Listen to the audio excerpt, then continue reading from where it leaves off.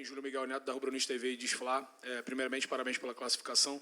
Felipe, é um jogo muito difícil. A gente sabe que Libertadores, muitas vezes, se a Copa, a classificação nem sempre é com o melhor desempenho.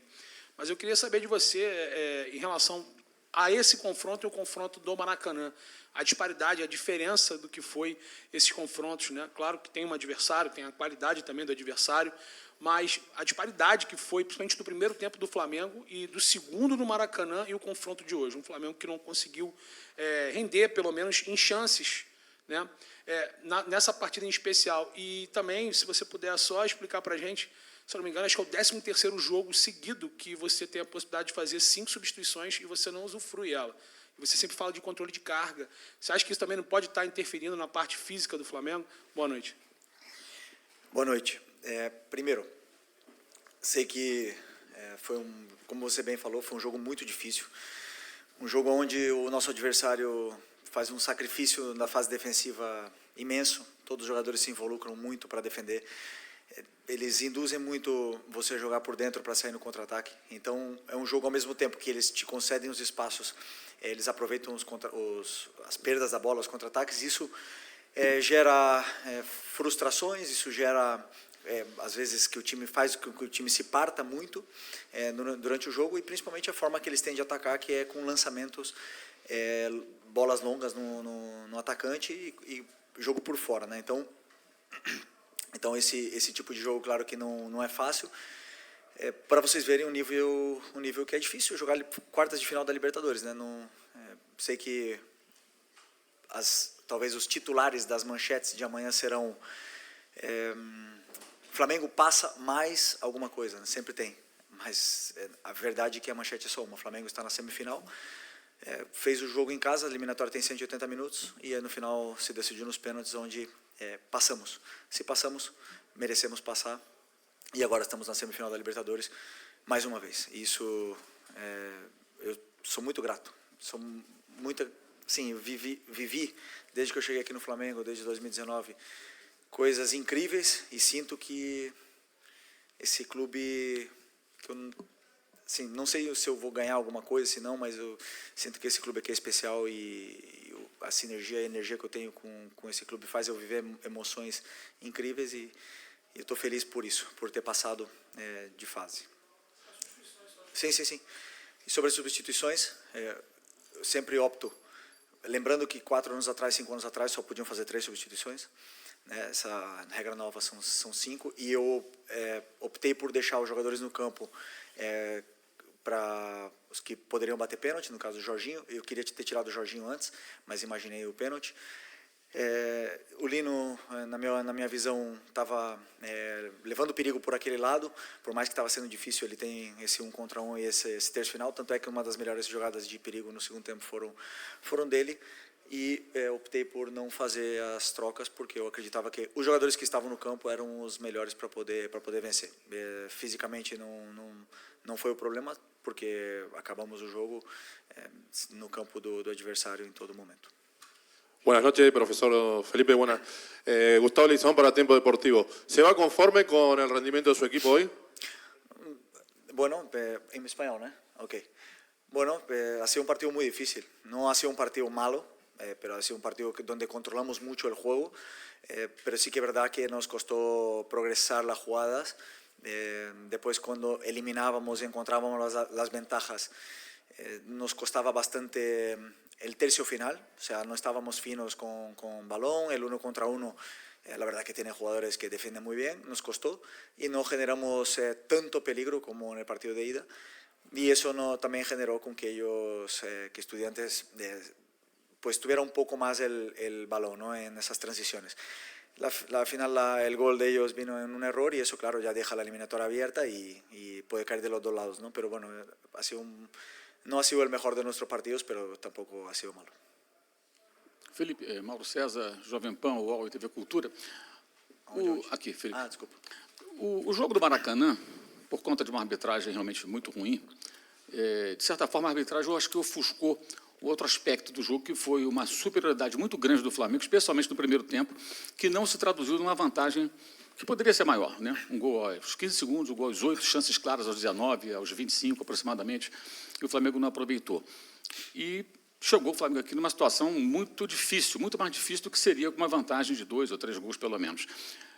Essa é a sua primeira Libertadores como treinador. Eu queria que você dissesse qual a grande lição que esses confrontos com os Estudiantes deixam para você para a próxima fase e para o futuro. Bom, verdade, uma grande lição. Na verdade, a minha maior lição como treinador foi contra o Central Córdoba. Ali, a Libertadores é muito complicada, é muito difícil. E, claro, o treinador, eu como treinador tento propor a melhor das soluções na fase ofensiva para que os jogadores se sintam confortáveis com bola, com mais tempo para poder jogar e para que eles achem as soluções dentro do campo. Depois, o terço final é muito a criatividade, a confiança, o momento que o jogador se encontra, né?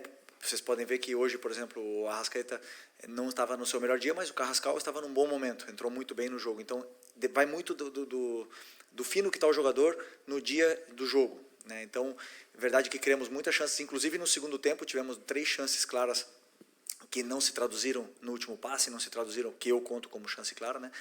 E deixou a eliminatória aberta, né? Então, assim, já falamos do árbitro, infelizmente aconteceu, mas também estaria aberta com o 2-0. Então eu falei, o que eu tentei falar para os jogadores foi que para ganhar a Libertadores, às vezes temos que passar por essas provações, né? Foi assim em outros anos também, são jogos muito difíceis e temos que saber passar por esses momentos para chegar em mais uma semifinal de Libertadores. Não sei quantas o Flamengo chegou na sua história, mas eu lembro que ficou, quando eu cheguei aqui em 2019, eu já estava 38 anos sem chegar. Então, tô muito feliz de poder estar em mais uma semifinal e agora tratar com o respeito e o carinho que se merece, porque é o sonho de todo mundo ganhar essa Libertadores. Felipe, aqui na frente, na sua direita. Aqui. Tudo bem? Boa noite. Gabriel Orfa, canal Paparazzo Rubro-Negro e Revista Placar. Felipe, eu sei que ainda é muito cedo para a gente falar da semifinal do jogo contra o Racing, acabou de acontecer o jogo das quartas, mas você acabou de falar que a sua maior lição na Libertadores foi no jogo contra o Central Córdoba. Eu queria saber quais lições você tira desse jogo aqui contra o Estudiantes, contra o time argentino, com a pressão aqui argentina muito, muito complicada, sabendo que tem um jogo mais, talvez com a pressão ainda maior, porque é um estádio maior, e você estava lá quando o Flamengo foi eliminado, em 2021. Como é que você... Quais lições você tira desse duelo com o Estudiantes para esse jogo da semifinal contra o Racing? Obrigado. Cada time, cada jogo tem uma história diferente, um contexto diferente, mas na verdade é que as equipes argentinas são muito competitivas, né? Então esse é o primeiro ponto, igualar essa intensidade, essa competitividade, que é o que tentamos fazer sempre contra esses times argentinos. E o que mais me surpreende deles como treinador é ver o quanto eles conseguem cobrir de campo com sacrifício, né? Às vezes em inferioridade numérica, um atacante marcando 2, 3 jogadores, e isso me surpreende porque faz com que seja complicado, né? No futebol, às vezes no futebol brasileiro, simplesmente com trocar passes você já elimina os jogadores e chega numa situação confortável na área do adversário. No futebol argentino, dificilmente você vai ter essa facilidade. Então, essa talvez é a principal lição, respondendo a pergunta também do Mauro, que eu falei, né, que para mim do Central Córdoba, é quanto campo eles conseguem cobrir com poucos jogadores. E então, com certeza contra o Racing vai ser da mesma forma que foi hoje. Boa noite, Felipe, aquí a izquierda. Martín Leiva para La Bola Sport. Con licencia voy a preguntar en español. Sí. Te quería consultar, bueno, ahora están en semifinales, le toca a otro equipo argentino, pero esta vez el equipo de Costas, considerado la bestia negra por Brasil, porque ha eliminado en finales a Botafogo, Cruzeiro y en fase de grupo Fortaleza. ¿Cómo se prepara Flamengo? ¿Cómo crees que va a ser esa serie? ¿Y qué es lo que tienen que hacer para estar de vuelta en Lima como estuvieron en el 2019? Muito obrigado. Bueno, respondiendo muy parecido, ¿no?, con tu compañero, la verdad que es un partido que aún tenemos que estudiar, tenemos que prepararlo, pero va a ser un partido parecido a nivel de intensidad, de sacrificio en el juego, sobre todo en la fase defensiva. Es un equipo que, por lo que vi, tiene muchísima intensidad, se parte mucho porque aceleran y son muy verticales, entonces es complicado no partirse en estos partidos que son de ida y vuelta, pero un partido muy lindo de semifinal de Libertadores donde sobre todo disfrutar y para estar en la final de Lima ser mejor en los 180 minutos que ser mejor que Racing no es fácil. Boa noite, Felipe. Aqui atrás, Sidão Marinho da Litoral News. Libertadores a Libertadores e principalmente contra equipes argentinas sempre é uma batalha, né? Dá pra gente chamar de batalha de La Plata hoje. Você falou numa resposta anterior sobre os argentinos, né, conseguirem igualar a coisa na competitividade, né, que eles entregam muita raça, muita vontade no gramado. Por futebol, obviamente, o Flamengo é muito superior, por qualidade o Flamengo é muito superior, mas hoje isso não apareceu. Você acredita que é possível para a semifinal a sua equipe também entrar no gramado com essa competitividade parecida com a da equipe argentina para enfrentar o Racing? E se essa vitória, na sua visão, é uma vitória de time campeão, quando não vai bem no gramado, mas tem um ponto como o Rossi, que salva 2 vezes no pênalti, é um mérito também do goleiro. Desculpa, pode repetir a primeira? Da competitividade que os argentinos colocam no gramado, se é possível. Bom, como as armas sempre, né, de um time que incomoda muito é defender muito forte, de forma com perseguições agressivas, faltas, e sabem fazer muito bem isso. A fase defensiva das equipes argentinas são muito fortes e abrem mão de propor para jogar por uma segunda bola e chegar mais perto da tua área e ganhar terreno assim. Isso se traduziu em chances claras para o Estudiantes? Não vejo assim. Então, assim, o Flamengo foi mal no jogo. Eu poderia dizer que o Flamengo não foi o Flamengo que vocês estão acostumados a ver. Muito por mérito do Estudiantes, que conseguiu realmente incomodar, anular, mas a gente teve todo o controle do jogo no primeiro tempo, tivemos a bola, tivemos a posse. Chegamos muitas vezes na área do adversário, porém o último passe, a última finalização, o último drible não estava saindo. E isso fez com que, claro, os jogadores perdessem bola, o time se partisse em várias situações. Mas dizer que o Estudiantes foi superior é um pouco, para mim, não condiz com a verdade. Tanto é que tivemos o segundo tempo todo tentando, perto da área deles ali, machucá-los. Na verdade que não conseguimos, como eu falei, progredir nesse terço final e é algo que temos que melhorar e continuar trabalhando. Para vencer a Libertadores tem que passar por muitas provações e ainda faltam 3 jogos. Então, para ser campeão tem que passar por uma semifinal que vai ser muito complicado. Felipe, Mauro Santana, do canal Mauro Santana, boa noite.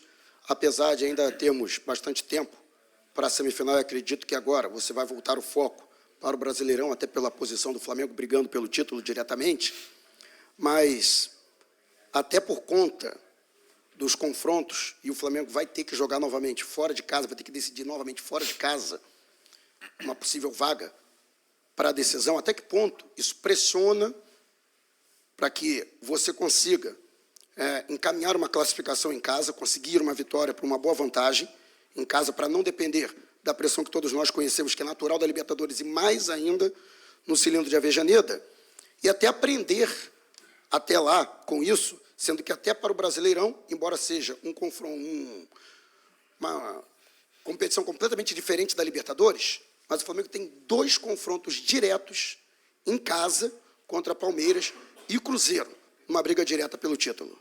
Oi, Paulo. Não, perfeito. Entendi bem. Claro, eu tenho que pensar agora no próximo jogo, que é o Corinthians. Trabalhar contra como a gente vai enfrentar o Corinthians, como nós vamos tentar vencer, os jogadores que vão estar disponíveis, os jogadores que estão num grande momento para poder vencer. Você falou sobre encerrar a eliminatória no primeiro jogo. É muito complicado. Eu sempre penso que o jogo são 180 minutos. Se você, assim, existem times que jogam pior o primeiro jogo, mesmo em casa, e depois conseguem vencer fora. Isso existe no futebol. Acho que aconteceu com o Independente Del Valle agora na Sul-Americana. Isso acontece. Então, para mim, não existe nunca você fechar uma eliminatória, a não ser que for, claro, um resultado absurdo, que é raro. É raro numa semifinal de Libertadores, onde um time que é super competitivo está enfrentando você com as suas armas. Então, o que nós temos que fazer é ser sólidos, melhorar na marcação, melhorar na defesa, melhorar com a bola, melhorar no ataque, melhorar em todos os aspectos para poder fazer jogos praticamente perfeitos, do jeito que foi o primeiro tempo contra o Estudiantes no outro dia, para poder realmente chegar nessa final tão sonhada. E sobre ter Palmeiras e Cruzeiro em casa, mais para frente, também fomos na casa deles, difícil, e vai ser difícil para eles também jogar, mas é o tipo de jogo que o jogador gosta de jogar. Jogo grande, a gente percebe outro ambiente no dia a dia no vestiário. Felipe, Ivan Trindade, canal Fla Urgente. Eu queria que você pudesse fazer uma análise da intensidade do time do Flamengo hoje nesse jogo. E eu queria saber se isso é uma coisa que é trabalhada dentro do dia a dia para os jogadores. Inclusive, o Flamengo tem jogadores que estão jogando a primeira Libertadores, vieram da Europa. Se essa diferença de um jogo como o de hoje é colocado para os jogadores que, muitas vezes, num jogo como esse, não é sempre o melhor time que vai ganhar. E qual é a análise que você faz realmente da intensidade? Porque fica a impressão que o Flamengo joga sempre da mesma forma, com a mesma, confiando muito em tudo que é feito e que isso vai resolver. Que bom que os jogadores confiam e continuam acreditando, né? Se tivesse não dado certo, se tivesse perdido nos pênaltis, onde a linha é muito fina, eu estaria aqui dizendo que, com certeza, fui eu que pedi para os jogadores fazerem tudo o que eles fizeram. A questão da intensidade, essa resposta, para mim, ela é muito simples. O adversário, ele deixa certos espaços dentro do campo onde você tem que encontrar e aproveitar. Quando o adversário ele deixa um jogador livre com a bola e o resto todo marcado, o teu time não pode circular a bola. Então não tem como você dar intensidade na circulação de bola se os teus jogadores todos estão marcados e tem um jogador livre que é com a bola. Então o que acontecia? Jorginho, muitas vezes livre, levava a bola e acabava caindo na armadilha de tentar forçar um passe por dentro e contra-ataque. A intensidade para voltar do contra-ataque era grande. Todos eles voltavam para marcar, Pedro voltou para marcar, Arrascaeta voltou para marcar, mas nunca tiveram livres. E então dá a sensação que o time não teve intensidade, mas foi muito mérito do Estudiantes de tirar a nossa criação e induzir o jogo onde eles se sentiam mais confortáveis. Felipe, acá. Buenas noches, Luciano Negro para Punto Copa de Noticias. Perdón que te hable en español. Son dos preguntas rápidas. La primera, ¿cómo calificás el clima que se vivió hoy en el estadio? Y la segunda, estás en una de las casas de Diego Pablo Simeone. ¿Cuánto te influyó en tu etapa como entrenador que estás viviendo ahora? Bueno, primero se lo dije a los jugadores antes del partido. Hoy sentí ganas de jugar otra vez. Les envidié por ese ambiente que hay, por el césped, la manera que estaba perfecto, el clima, el ambiente del estadio estaba impresionante. La verdad que es un privilegio jugar en un ambiente tan increíble como ese estadio. Esa es la primera. Verdad que con nosotros, cuando estábamos controlando el juego y teníamos bastante posesión, se bajó mucho el volumen y conseguimos eso, pero claro, luego vino el gol y se vinieron arriba otra vez y la afición, la verdad que no dejó de animar en ningún momento. Sobre Simeone trabajó aquí, ¿verdad? Fue campeón aquí, ¿no? 2006. Ok. Pero es hincha de Racing. Sí, sí, es hincha de Racing. Sí. Bueno, es como, ya se lo dije muchas veces, es como un padre para mí. Hoy estoy sentado aquí fue porque él me ha inspirado a esto, ha cambiado mi vida en muchos sentidos y soy muy agradecido a él. Y nada, le deseo la mejor de la suerte siempre porque él sabe que le quiero mucho. Felipe, Raíza Simplício da Gol Brasil e da revista Placar. No final de semana a gente teve o clássico e muito se discutiu se foi falha ou não foi falha do Rossi no gol do Ryan. Hoje, no primeiro tempo, no finalzinho ali, aquela finalização, também muita gente colocou na conta que foi uma falha do Rossi. A gente viu ele muito abalado também na hora que desce para o intervalo, bem chateado. Alguns jogadores foram falar com ele. E aí, nos pênaltis, ele vai lá, resolve, defende 2 belíssimos pênaltis. Vai lá, depois pede até desculpa para a torcida. Queria saber de você se chegou a conversar com o Rossi, como é que foi no intervalo do jogo também, no vestiário com ele, essa volta por cima dele, né? O futebol te permite isso, dar essa volta por cima tão rápido. Pois não, o Rossi ele tem a nossa confiança, tem o carinho dos jogadores do grupo e os erros eles acontecem. É verdade que quando um goleiro erra é fatal, né? Você se expõe muito e, claro, um goleiro tem que estar num nível de concentração altíssimo sempre porque um erro te elimina, né? Então acontece e a única coisa que eu falei, ficar tranquilo, continua da mesma forma, que isso não afete porque ele tem a confiança de todos. E quando veio os pênaltis, ele veio falar para mim, ó, deixa comigo que eu errei antes, mas eu vou classificar a gente agora. Eu acreditei e por sorte, fez 2 grandes defesas e conseguimos passar. Mas é importante que, eu sempre penso assim, quando o jogador erra, analisar o erro, não se esconder do erro, colocar no campo o que aconteceu e treinar esse tipo de lances, porque só, para mim, as correções e o trabalho em cima do que você errou é o que faz você evoluir e melhorar. Mas ele tem a confiança de todos nós. Felipe, Simon Ledo, do Coluna do Fla, de forma bem sucinta, você falou que os jogadores estavam perdendo os últimos passes ali sempre, não finalizando. Você acha que o excesso de qualidade do time, tecnicamente, atrapalha nessa parte da vontade de finalizar? De finalizar como? Na verdade, o excesso de qualidade técnica acaba interferindo na finalização mesmo, dos caras quererem chutar e ficam sempre dando um toque a mais e não finalizam nunca. Hoje a gente percebeu bastante isso, né? Não acredito nisso. Eu acredito que hoje eles não conseguiram se encontrar da mesma forma, as relações não estavam iguais que no outro jogo. Todos os nossos jogadores estavam com uma marca individual e eles não conseguiram se conectar. Eu senti que o nosso time estava um pouco distante, entre Lino, Arrascaeta, a Plata mesmo e o próprio Pedro. Eles não conseguiam se conectar entre eles. Depois eu vou analisar, ver o que aconteceu exatamente. Mas não é fácil sempre jogar fora de casa, na Libertadores, com esse ambiente e com a eliminatória e com o que está em jogo, né? Sempre jogar o jogo e não o que está em jogo é muito complicado para a cabeça do jogador. Então, mas o que eu notei foi um pouco isso, essas distâncias não estavam bem. Sobre finalizar, eu acredito que o jogador pode tomar decisões erradas, os que tomam as melhores decisões são os jogadores mais caros do mundo. Nós temos aqui os melhores jogadores com mais qualidade, talvez da América do Sul, mas nem sempre escolhem certo, né? Então, depois eu vou analisar com mais calma, mas quando normalmente tem espaço para chutar, eles vão chutar.